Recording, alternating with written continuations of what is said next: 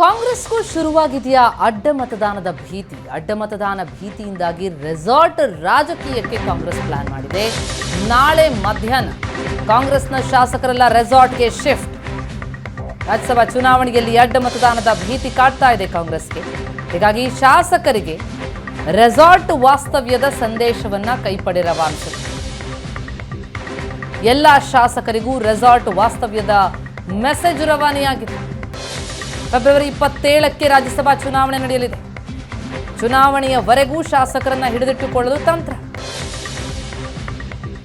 ನಾಳೆ ಕಲಾಪ ಮುಗಿಸಿ ನೇರವಾಗಿ ಶಾಸಕರೆಲ್ಲ ರೆಸಾರ್ಟ್ಗೆ ಹೋಗೋ ಸಾಧ್ಯತೆ.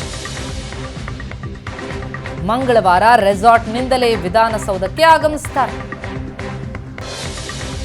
ಕಾಂಗ್ರೆಸ್ಗೆ 3 ಜನರನ್ನ ಅಭ್ಯರ್ಥಿಗಳನ್ನ ಗೆಲ್ಲಿಸಿಕೊಳ್ಳೋದಕ್ಕೆ ಬೇಕಾದಂತಹ ಸಂಖ್ಯಾಬಲ ಇದೆ. ಬಿಜೆಪಿಗೂ ಒಬ್ಬರನ್ನ ಗೆಲ್ಲಿಸಿಕೊಳ್ಳುವಂತಹ ಸಂಖ್ಯಾಬಲ ಇದೆ. ಆದರೆ ಸಂಖ್ಯಾಬಲ ಇಲ್ಲದೆ ಇದ್ರೂ ಕೂಡ ಜೆಡಿಎಸ್ ಮೈತ್ರಿ ಅಭ್ಯರ್ಥಿಯಾಗಿ ಒಬ್ಬರನ್ನ ಕಣಕ್ಕಿಳಿಸಿರುವಂಥದ್ದು.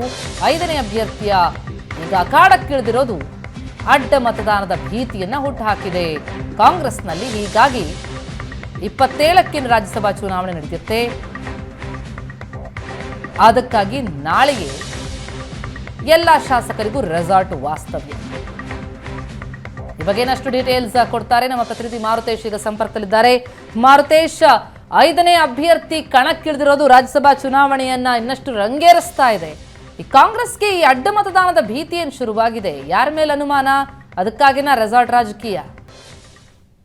ಪ್ರತಿಮಾ, ಕಾಂಗ್ರೆಸ್ಗೆ ರೆಸಾರ್ಟ್ಗೆ ಹೋಗುವಂತದ್ದು ಅನಿವಾರ್ಯ ಆಗಿದೆ. ಕಾರಣ ಅವರಿಗೆ ಇರುವಂತಹ ಸಂಖ್ಯೆ ನೋಡಿದ್ರೆ, ನಂಬರ್ ಅನ್ನ ನೋಡಿದ್ರೆ 135+3 3 ಅಭ್ಯರ್ಥಿಗಳು ಗೆಲ್ಬೇಕಂದ್ರೆ ಎಲ್ಲರೂ ತಲಾ 46 ಓಟ್ಗಳನ್ನ ಹಾಕೊಳ್ತಾರೆ. ಎಕ್ಸ್ಟ್ರಾ ಒಂದು ಓಟ್ ಸೇಫ್ಟಿ ಇರ್ಲಿ ಅಂತ 45 ಹಾಕಿದ್ರು ಕೂಡ ಕಾಂಗ್ರೆಸ್ನ 135 ಜನ ಸಾಕಾಗ್ತಾರೆ. ಆದ್ರೆ ಎಲ್ಲರೂ ಕೂಡ ಕಡ್ಡಾಯವಾಗಿ ಮತದಾನದಲ್ಲಿ ಭಾಗಿಯಾಗಬೇಕು ಮತ್ತು ಯಾವ ಮತಗಳು ಕೂಡ ಅಸಿಂಧು ಆಗದ ರೀತಿ ಕಾಂಗ್ರೆಸ್ ಪ್ಲಾನ್ ಮಾಡಬೇಕು. ಆ ಕಾರಣಕ್ಕಾಗಿ ಎಲ್ಲರನ್ನೂ ರೆಸಾರ್ಟ್ಗೆ ಶಿಫ್ಟ್ ಮಾಡುವಂತಹ ಅನಿವಾರ್ಯತೆ ಕಾಂಗ್ರೆಸ್ಗೆ ಸೃಷ್ಟಿಯಾಗಿದೆ. ಆ ಕಾರಣಕ್ಕಾಗಿ ಅಧಿವೇಶನವನ್ನ 1 ದಿನಗಳ ಕಾಲ ಮುಂದೂಡಿದ್ರು ಅನ್ನುವಂತ ಚರ್ಚೆಗಳು ಇದಾವೆ. ಈಗ ಸೋಮವಾರ ಅಧಿವೇಶನ ಮಧ್ಯಾಹ್ನಕ್ಕೆ ಮುಗೀತಿದ್ದ ಹಾಗೆ ಎಲ್ಲರನ್ನೂ ಕೂಡ ರೆಸಾರ್ಟ್ಗೆ ಬರೋದಕ್ಕೆ ಈಗಾಗಲೇ ಸೂಚನೆಯನ್ನು ಕೂಡ ಕೊಡಲಾಗಿದೆ. 1 ದಿನ ಲಗೇಜ್ ಸಮೇತ ಬನ್ನಿ ಎನ್ನುವಂತಹ ಸೂಚನೆಯನ್ನ ಕೆಪಿಸಿಸಿಯಿಂದ ಕೊಡಲಾಗಿದೆ. ಸೊ ಹಾಗಾಗಿ ಶಾಸಕರೆಲ್ಲರೂ ಕೂಡ ರೆಸಾರ್ಟ್ಗೆ ಹೋಗುವಂತದ್ದು ಅನಿವಾರ್ಯ ಆಗಿದೆ. ರೆಸಾರ್ಟ್ನಿಂದ ನೇರವಾಗಿ ಮಂಗಳವಾರ ಚುನಾವಣೆ ನಡೆಯುತ್ತೆ. ಬೆಳಗ್ಗೆ 10 ಗಂಟೆಯಿಂದ ಮತದಾನ ಪ್ರಕ್ರಿಯೆ ಆರಂಭ ಆಗುತ್ತೆ. ಸಂಜೆ 4 ಗಂಟೆ ತನಕ ಮತದಾನ ಪ್ರಕ್ರಿಯೆ ಇರುತ್ತೆ.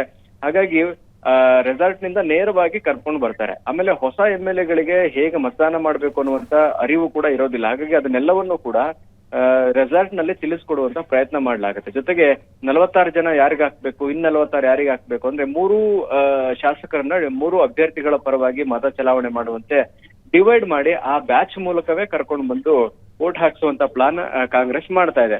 ಕಾಂಗ್ರೆಸ್ಗೆ ರೆಸಾರ್ಟ್ಗೆ ಹೋಗೋದು ಯಾಕೆ ಅನಿವಾರ್ಯ ಅಂದ್ರೆ, ಸಹಜವಾಗಿ 5ನೇ ಅಭ್ಯರ್ಥಿ ಕಣದಲ್ಲಿರೋದ್ರಿಂದ ಕ್ರಾಸ್ ವೋಟಿಂಗ್ ಮಾಡಿಸಬಹುದಾದಂತ ಆತಂಕ ಕಾಂಗ್ರೆಸ್ಗೆ ಇದೆ. ಆದ್ರೆ ಸದ್ಯದ ಪರಿಸ್ಥಿತಿಯನ್ನ ಗಮನದಲ್ಲಿ ಇಟ್ಕೊಂಡು ಹೇಳೋದಾದ್ರೆ, ಕಾಂಗ್ರೆಸ್ನಲ್ಲಿರುವಂತಹ ಶಾಸಕರು ಸಾಕಷ್ಟು ಅಸಮಾಧಾನಗಳಿದಾವೆ, ಅನುದಾನ ಸಿಕ್ಕಿಲ್ಲ ಅನ್ನೋ ಬೇಸರ ಇದಾವೆ, ಈ ತರದ ಹಲವಾರು ಬೇಸರಗಳಂತೂ ಇದ್ದೇ ಇದೆ.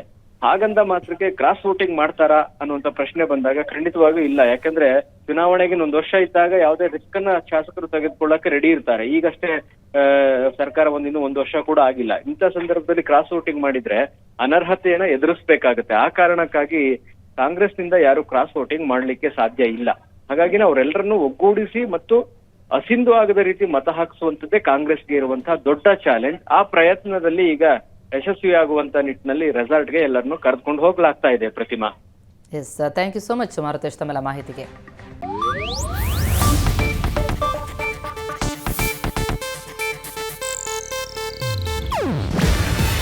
ಇದು ಏಷ್ಯಾನೆಟ್ ನ್ಯೂಸ್ ನೆಟ್ವರ್ಕ್ ಪ್ರಸ್ತುತಿ. ನೀವು ನೋಡ್ತಿದ್ದೀರಾ ಏಷ್ಯಾನೆಟ್ ಸುವರ್ಣ ನ್ಯೂಸ್.